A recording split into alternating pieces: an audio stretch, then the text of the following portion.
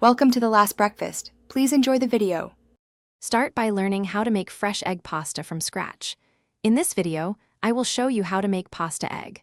We'll begin by combining 200 grams of all-purpose flour with 2 large eggs, a pinch of salt, and a teaspoon of olive oil.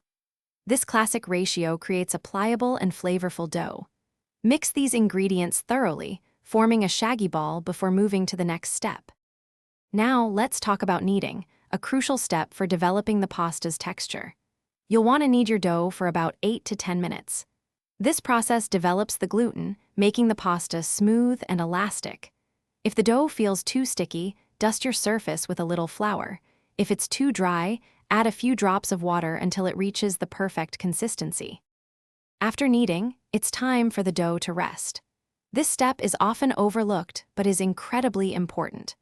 Wrap your dough tightly in plastic wrap and let it sit at room temperature for a minimum of 30 minutes. This resting period allows the gluten to relax, making the dough significantly more pliable and easier to roll out into thin, even sheets. Finally, we'll roll and cut our pasta. Divide your rested dough into smaller, workable portions. Using a pasta machine or a rolling pin, roll each piece until it's very thin, almost translucent. Then, you can fold the sheet and cut it into your preferred noodle shape, such as classic fettuccine or wider tagliatelle, ready for cooking.